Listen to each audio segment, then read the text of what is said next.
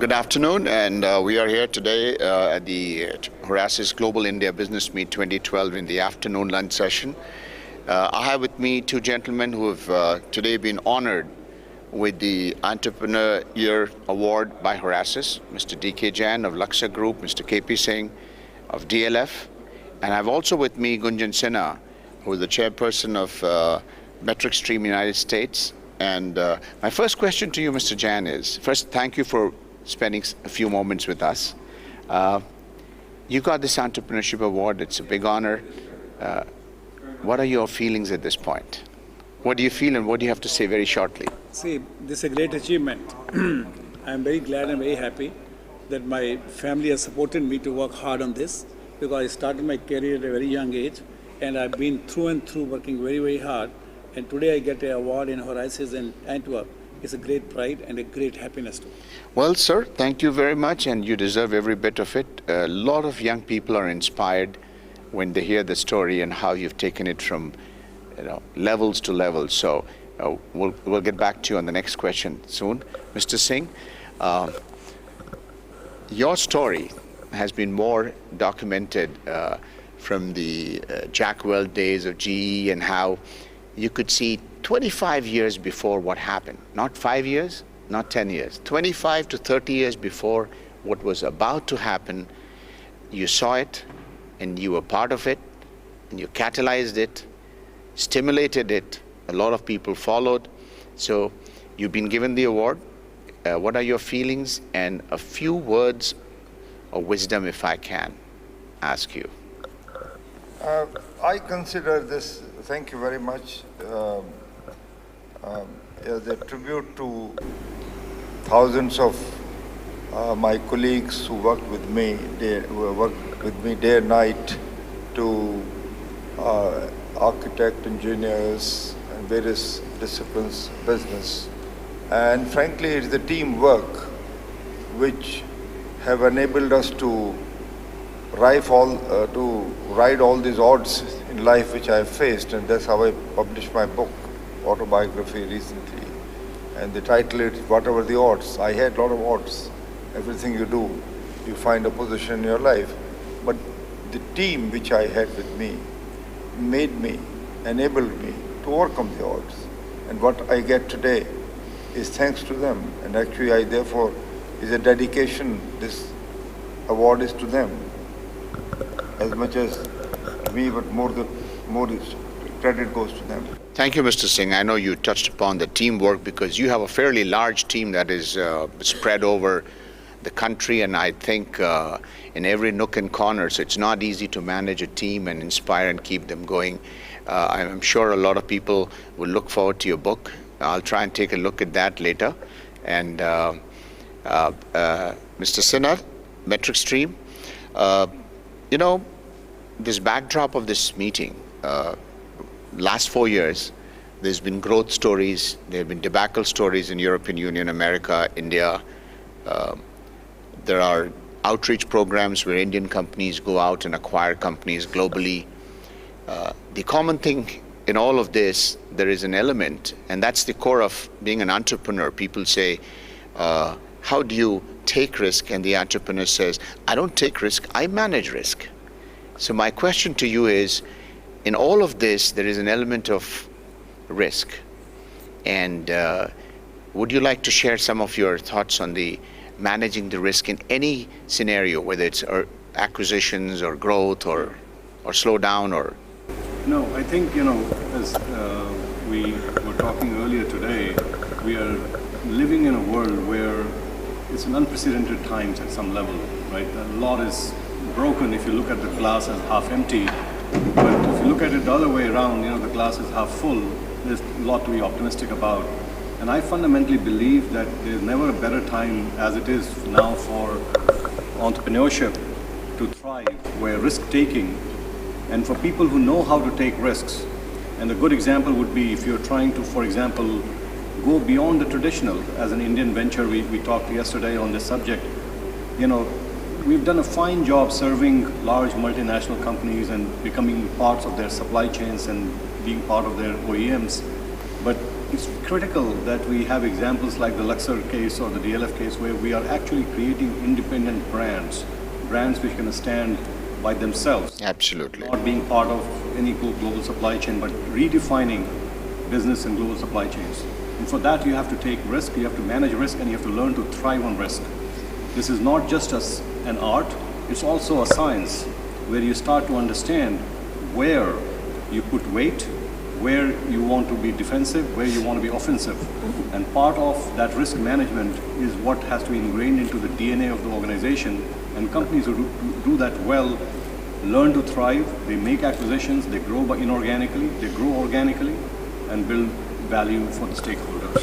Thank you. In fact, there is a session in the afternoon which is called Brand India, but I have two iconic leaders here who've created Brand India.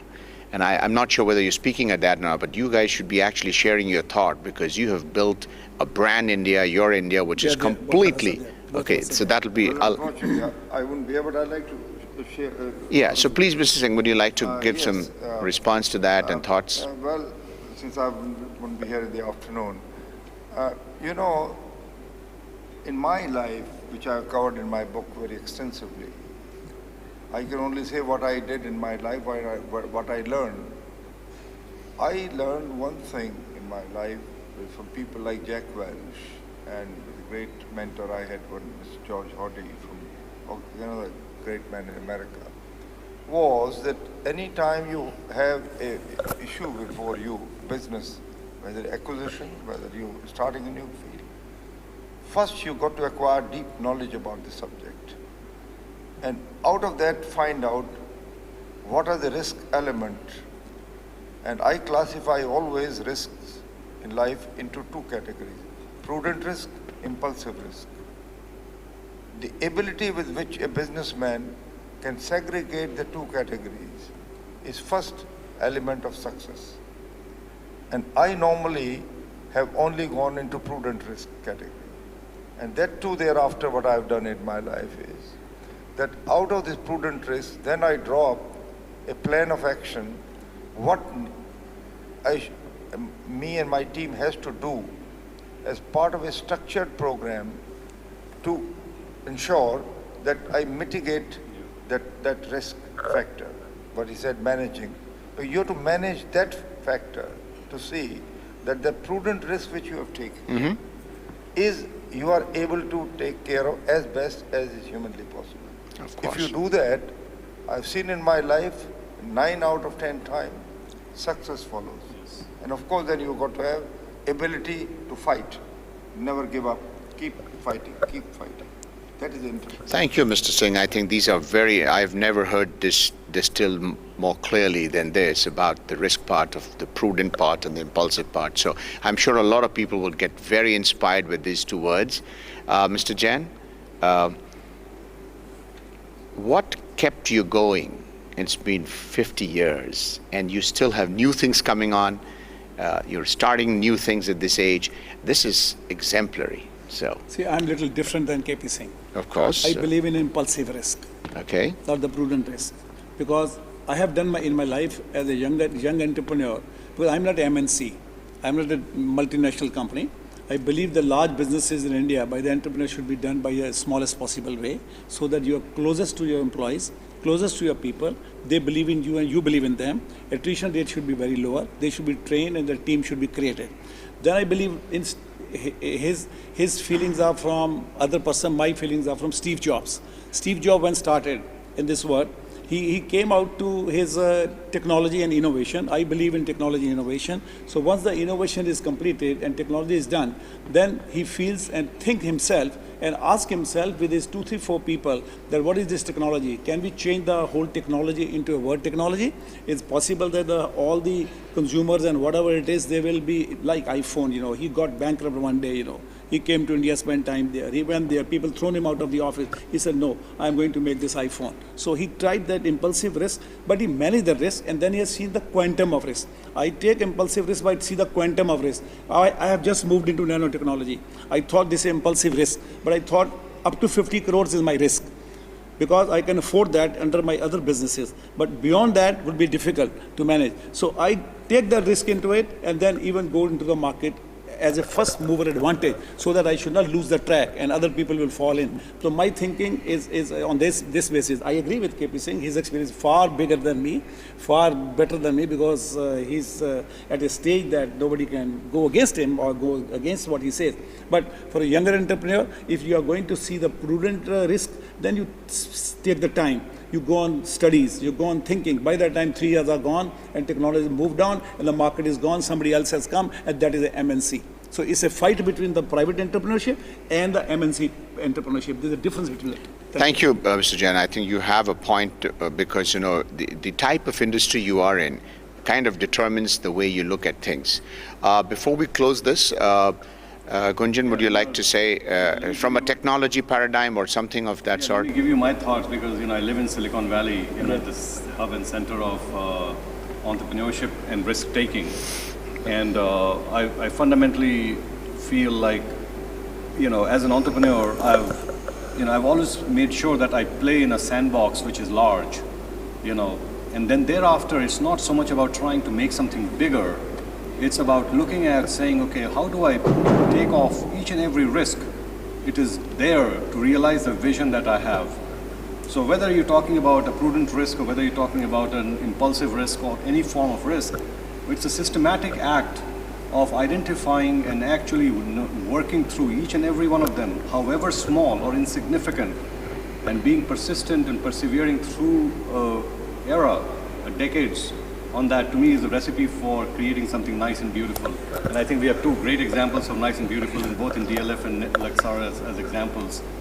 I fundamentally believe most of entrepreneurship is about that. It's not about taking risk, it's about learning to manage and thrive risk in ways which are very, very different and special. Gunjan, I have one last question for you, and that is that you have a footprint that also extends to India. You have a very big office back in Bangalore. So can you share with us the experiences your company has with Indian enterprises in the governance, risk, and compliance space as yet so far? No, so, as I said, I've been an entrepreneur for 25 years, and really I've played in what I call the US-India corridor, and that's my sandbox, because I love both these great nations. And I was born in India, and now I live in Silicon Valley, so I love the energy in both the places. I started a company called Whoware, which was think of it as social networks 1.0, which was sold for a fairly large transaction to a company called Lycos back in 1996-97. I created a company called eGain, which I took public on NASDAQ, which was one of the fastest IPO in the history of NASDAQ, from conception to IPO in less than 2.5 years. I'm still on the board of that. And literally, I was stuck in the tallest tower in Tokyo on September 11th, 2001. And that is the day I realized that the risk in the world has changed, because I ran down to the hotel and I said, give me the bottommost floor room there, because I didn't know where the next attack was going to happen. And that was the genesis of MetricStream, saying how do you learn to manage and deal with risk, and turning risk into more of a science rather than a black magic or art, which most entrepreneurs or business leaders have been thinking about. Okay, and